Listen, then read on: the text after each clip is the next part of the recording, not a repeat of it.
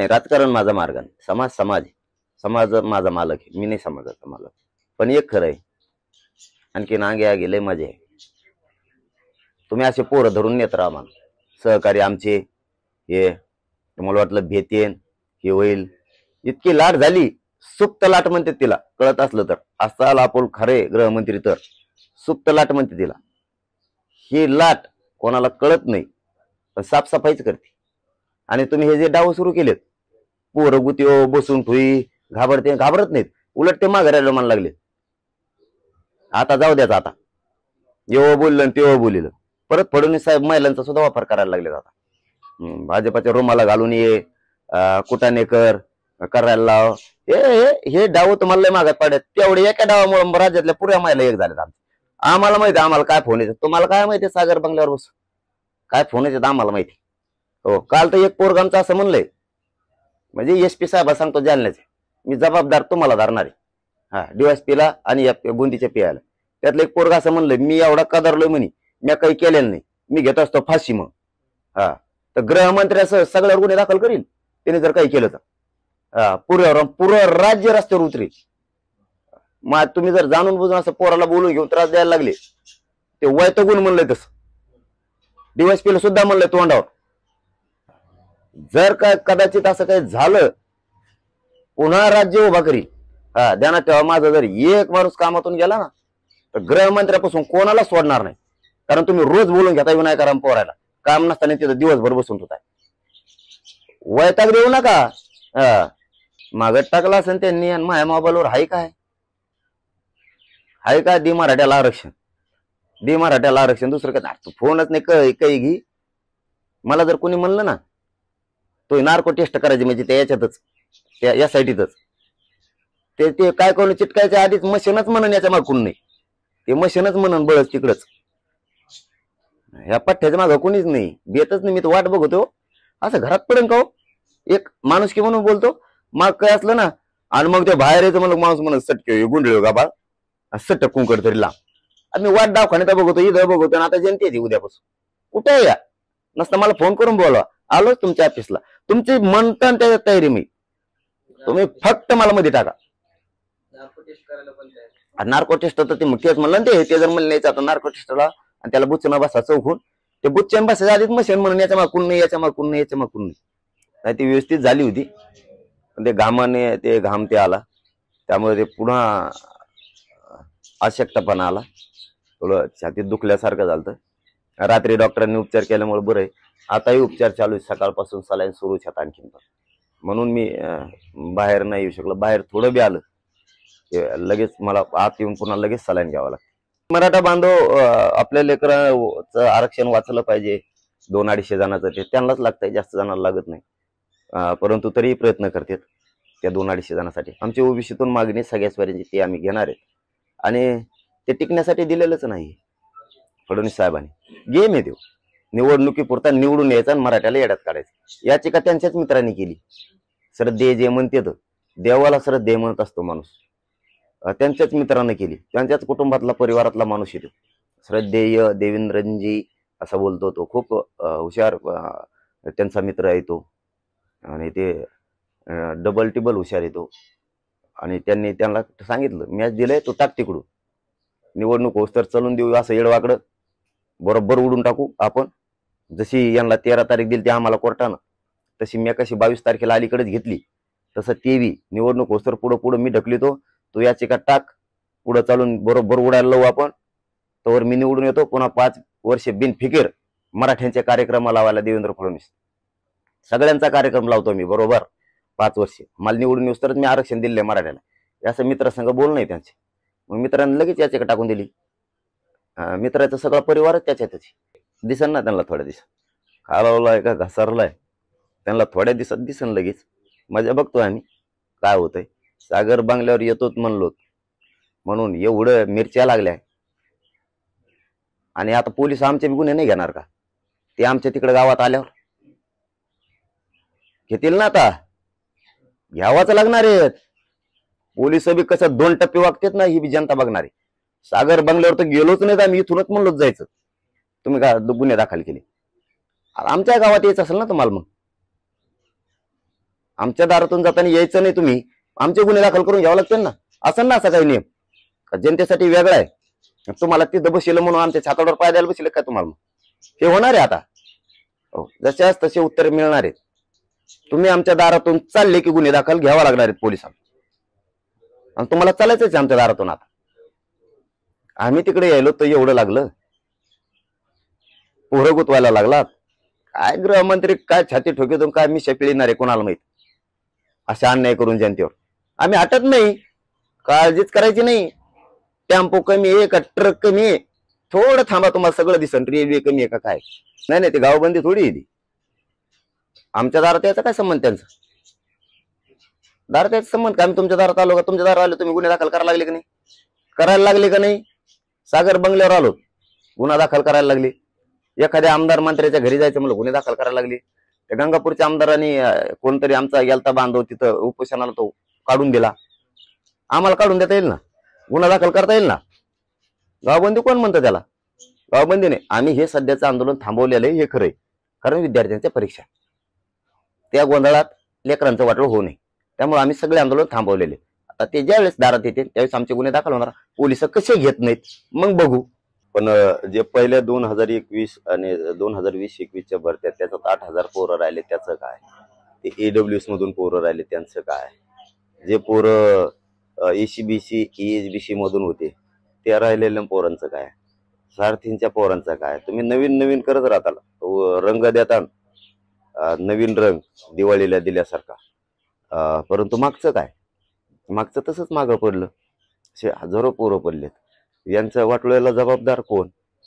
त्याचबरोबर परत तुम्ही जे आमच्यावर अन्याय करण्यासाठी कर्तव्यदक्ष आपले राज्याचे गृहमंत्री फडणवीस साहेबांनी जी SIT नेमली, याच्या पण चौकशी होणं खूप गरजेचं आहे. की जे आमच्या आत्महत्या झाल्या त्याचं सुद्धा खूप गरजेचं आहे. आणि ते गुन्हे सुद्धा दाखल करून घेणं खूप गरजेचं आहे. गृहमंत्र्यांनी कायदा व्यवस्थित दोघांसाठी सारखा वापरावा, जनतेसाठी त्यांच्यासाठी पण. कारण त्या आत्महत्या तुमच्यामुळे झालेल्या, आणि त्याला सरकार जबाबदार धरून तुमच्यावर सुद्धा 302चे गुन्हे दाखल झाले पाहिजे. कायदा मात्र दोन्ही बाजूंना सारखा पाहिजे. आम्ही काय नाही करून जर तुम्ही आमचे पाठीशी यासाठी लावत असाल तर त्या आत्महत्या झालेल्या बांधवांना, ते कुटुंब सुद्धा आणि त्या कुटुंबांनी सुद्धा आता तेही सरकारच्या विरोधात 302चे खटले दाखल करणारे ते सुद्धा त्यांनी घेतले पाहिजे. पहिले 42 गेले त्यांच्यासह 300 350. न्याय तर तुम्हाला न्याय करावा लागेल. ज्याने जे या राज्याचे प्रामाणिकपणा असलेले गृहमंत्री फडणवीस यांनी जे पोरांचा छळ चालवला आहे पोलिसांच्या माध्यमातून, कारण नसताना जालन्याचे SP असतील यांच्या माध्यमातून, अनेक त्यांचे अधिकारी खालचे त्यांच्या पण, यांनी जे जाणून बुजून काही कारण नसताना लोकांना बोलून घ्यायचं, त्यांच्यावर दहशत निर्माण करायची, हे जरा थांबवलं पाहिजे. कारण हे गरजेचं आहे थांबवणं. बोर्ड लावलेत राज्यात लोकांनी, ते बोर्ड काढा. ही कोणची सिस्टम आहे गृहमंत्र्याची? ही तर भयानक गुंडगिरी. इंग्रजाच्या काळात कधी न बघितलेली, निजामाच्या काळात न बघितलेली गुंडगिरी. बोर्ड लावलेले काढा, तुम्ही बैठका का घेता? अरे ही काही लोकशाही आहे का नाही? ही कुठली गुंडगिरी? ही थांबणं गरजेचं आहे. नाही थांबली, आणि मी जाहीरपणानं सांगतो आज, जर तुम्ही हे असेच पोरं बोलवले, त्यांच्यावर निगराणी ठेवली, त्यांच्यावर अन्याय केला, दहशत पसरवण्याचा प्रयत्न केला, माझ्या आसपासचे सहकारी विनाकारण बोलून घ्यायचे आणि दिवसभर बसून ठेवायचे, हे राज्यभर सुरू आहे. हे जर तुम्ही करायला तर आता 2 दिवसात आता मी थोडं बाहेर, मी आता सांगितलंय पोलीस बांधवांना त्यांना की तुम्ही हे थांबवा. अन्याय चाललेला नसता मला हे पुरे लोक तुमच्याकडे घेऊन यावं लागणार, पुऱ्या तालुक्यात. नेमकं तुम्हाला चौकशीच करायची ना, चल घ्या हे पुरेच. अरे आमच्या गावातला जर तुम्ही एक माणूस न्याला, गावाला विचारावं तर लागेल ना का न्याला म्हणून. आम्हालाही जॉब विचारावं लागेल ना. आम्ही 4-5 दिवस झालं गप बसलो, आता थांबतेन मग थांबतेन. गृहमंत्र्यांचा गैरसमज चुकीचा आहे. मी दहशत आणून दडपण आणून थांबविल, गप बसविल, थांबणार नाही. आम्हाला जॉब विचारावं लागेल. आम्हाला वाटलं होता ना तुम्ही शांत, आता होता मग होता. आणखीन 2 दिवस आम्ही वाट बघतो.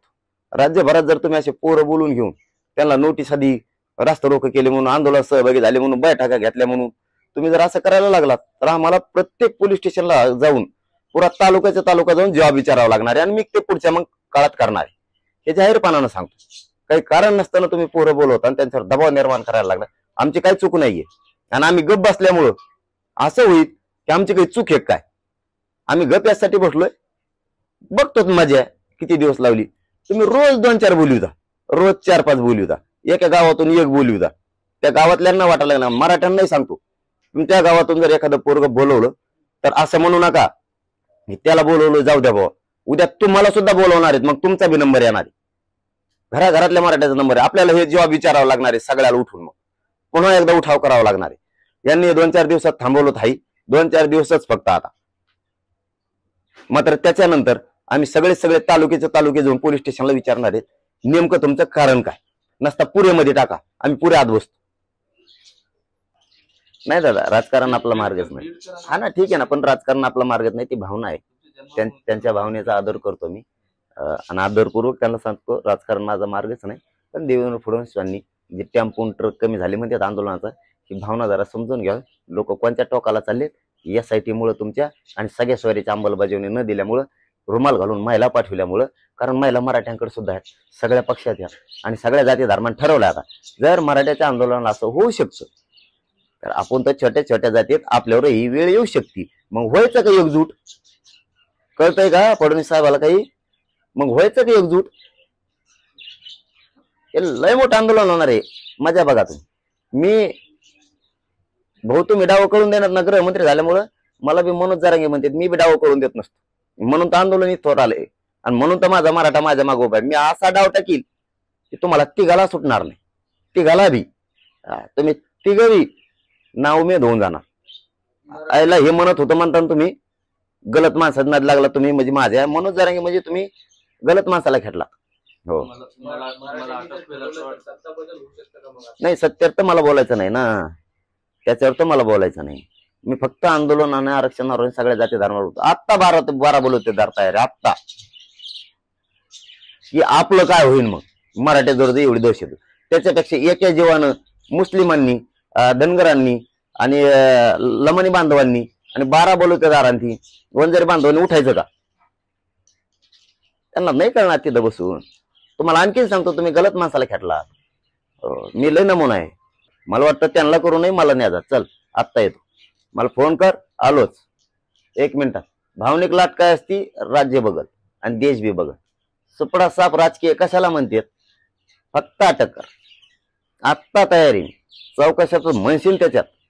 हा, सलाईन सोडून मला सलाईनचं भे वाटत, बाकी काही लावे होतो. कशाच तयारी आहे? कोणा संभव येऊ पाठ्या आता चर्चा करणारा.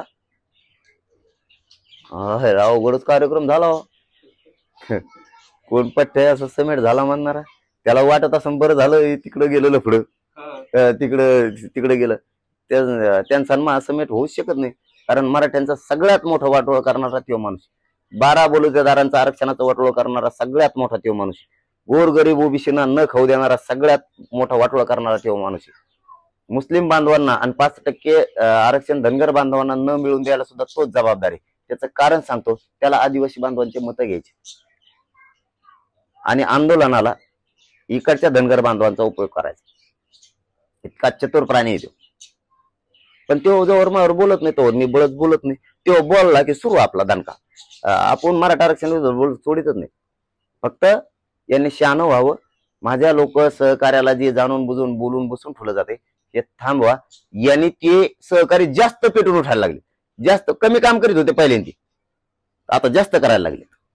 काम जास्त करायला लागले, आता जागृती जास्त करायला लागले आणि ते मेसेज फिरायला लागलेत.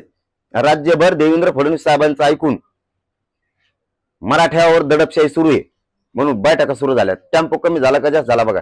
फक्त मराठे बघतात. आणखी 6 ते 7 दिवस मराठे बघणार आहेत मोजून. समाजासाठी जीवन अर्पण केले, मरायला भेटच नाही. जपून काय करणार? माझ्या समाजाचे पोर अडचण येते, त्यांना मोठं करायचंय. ओबीसीतून सगळ्या सोयरींची अंमलबजावणी घ्यायची. उलट दावरा वाढ आहे. 2 दिवसाचा होता तर आता सोलापूर ते नांदेड पर्यंत वाढलाय आणि नांदेड ते बीड पर्यंत 5 तारखेपर्यंत वाढलाय. आता जर वाढला, आज नवीन निवेदन केलंय पुन्हा.